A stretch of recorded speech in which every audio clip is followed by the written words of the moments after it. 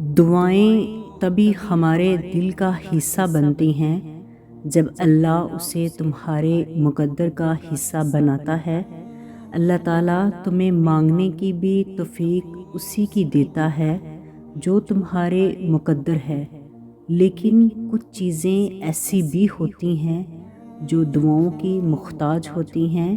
وہ ہمارے نصیب میں تو ہوتی ہیں، لیکن ان کا ملنا صرف دعا سے ممکن ہے۔ اور کیا پتہ جو چیز تمہارے مقدر میں ہو ہی نہ، وہ بھی تمہیں دعا سے حاصل ہو جائے۔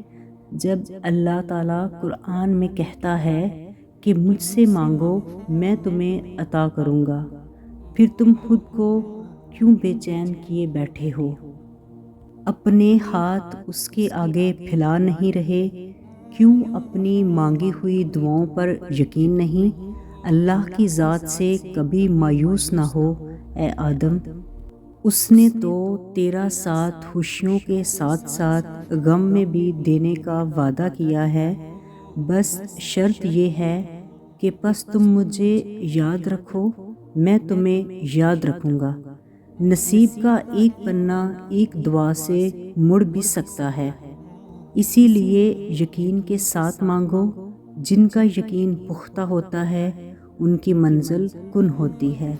جب آپ نا امید ہو رہے ہوں تو اس وقت بھی آپ جہاں بھی بیٹھے ہوں، اسی لمحے اپنے دل میں موجود اپنے رب سے ہم کلام ہو جائیں، اس کو بتا دیں، سب سنا دیں۔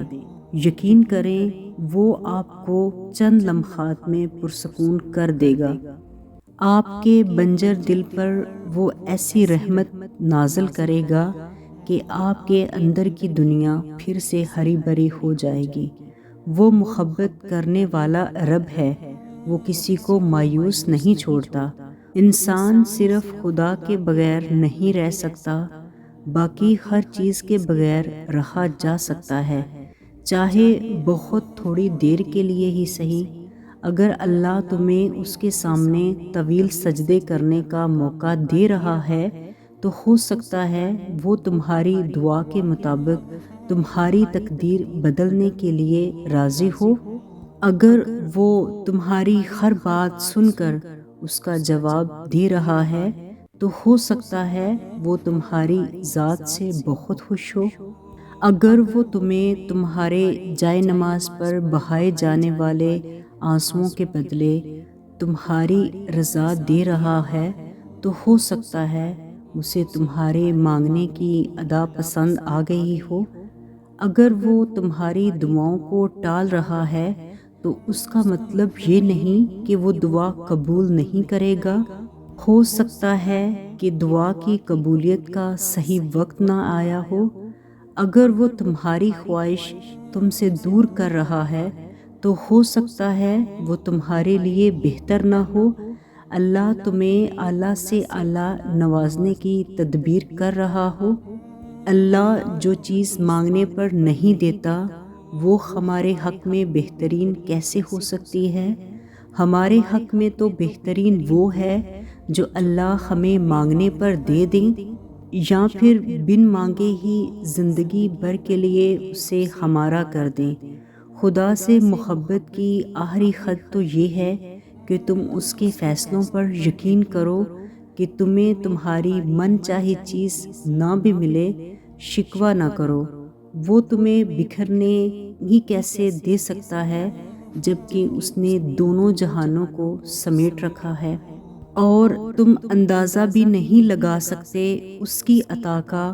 وہ تو وہاں سے وسیلے بناتا ہے جہاں تمہاری سوچ کا اختتام ہوتا ہے۔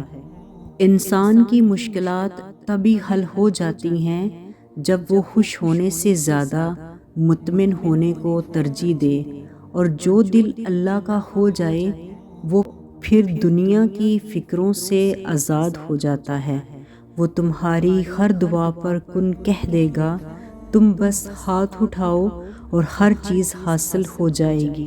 تم دل سے اس کی حکمتوں پر راضی رہنا سیکھ جاؤ، وہ تنگ سرنگوں سے بھی راہیں تمہارے واسطے بنا دے گا۔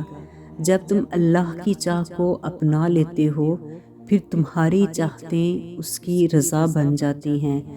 یاد رکھیں کہ اللہ نوازنے سے پہلے آپ کا اللہ پر یقین آزماتا ہے۔ جو اس کے یقین کی آزمائش سے فتح یاب ہوتا ہے، پھر اللہ کی نوازشیں اور عنایتیں آپ کے نصیب کا حصہ بننے کے لیے وقت قبولیت کی منتظر رہتی ہیں۔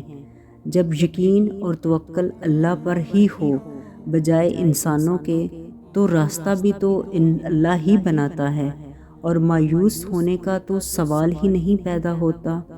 جس نے تمہیں دعاؤں میں الجھا رکھا ہے، وہی خدا اپنے ایک کن سے تمہارا مقدر پل بھر میں سلجھا سکتا ہے۔ دعاؤں میں بہت طاقت ہوتی ہے، اتنی طاقت کہ وہ ناممکن کو ہمارے نصیب کا حصہ بناتی ہیں۔ جب ہم بے بس محسوس کرتے ہیں، اللہ تعالیٰ کے سامنے ہماری فریاد بن جاتی ہیں۔ جب بولنے کے لیے الفاظ نہ ہوں، تب ہاتھ اٹھاتے ہی شفا بن جاتی ہے۔ ایک وقت ایسا بھی آتا ہے کہ انسان صبر کرتے اللہ کے اتنے قریب ہو جاتا ہے کہ دعا دل میں ہوتی ہے اور اللہ کن فرما دیتا ہے۔ جب انسان یہ سوچ کر دعا مانگنا چھوڑ دیتا ہے کہ قبول نہیں ہو رہی اور ہوگی بھی نہیں، حالانکہ تمہاری دعا تو اس وقت عرش پر سنی جا چکی ہوتی ہے، اور جانتے ہو کہ اللہ تمہاری تکلیف دیکھ رہا ہے، اور ہو سکتا ہے اللہ نے تمہارے لیے معجزوں کی کہانی لکھی ہو، اور اپنے غم کا فیصلہ اللہ پر چھوڑ دو۔ ہمت نہیں ہارنی، بار بار اللہ کی طرف رجوع کرنا ہے، اللہ سے استقامت مانگنی ہے۔ جب انسان دنیا سے مایوس ہو کر تھک ہار کر اللہ پاک کے پاس جاتا ہے، اس وقت اس ذات کو پکارتے ہوئے جو آنسو زمین پر گرتے ہیں، تو وہ پکار ساتویں آسمان سے سنتا ہے۔ وہ چاہت، وہ تڑپ جو تنہائی میں تمہیں تمہارے رب سے جوڑ کر تمہاری تنہائی کو مکمل کر گئی، وہ کیسے اس چاہت سے تمہیں محروم کر دے گا جو چاہت تمہیں اس سے جوڑ گئی۔ اور اللہ سے جڑنے کے لیے انسان کا ٹوٹنا بہت ضروری ہے۔ جب تک وہ ٹوٹ کر بکھر نہیں جاتا، تب تک اس کی آنکھوں میں دنیا میں آنے کا اصل مقصد رونما نہیں ہوتا۔ جب انسان تڑپ میں آنکھوں سے بہتے ہوئے آنسوؤں کے ساتھ آسمان کی طرف دیکھ رہا ہوتا ہے، اللہ پاک قرآن میں فرماتا ہے، کیوں اس کی رحمت سے مایوس ہو گئے ہو؟ وہ تو کہتا ہے کہ اللہ کی رحمت سے مایوس نہ ہونا، تم کیوں اس سے بدگمان ہو گئے ہو؟ میں اپنے بندے کے ساتھ ویسا ہی معاملہ کرتا ہوں جیسا وہ مجھ سے گمان رکھتا ہے۔ اللہ تمہاری دعاؤں کا جواب ان ذریعوں سے دیتا ہے جو تمہارے لیے بہتر ہوتے ہیں، ان ذریعوں سے نہیں جنہیں تم بہتر سمجھتے ہو۔ بے شک تم نہیں جانتے، اللہ پاک جانتا ہے۔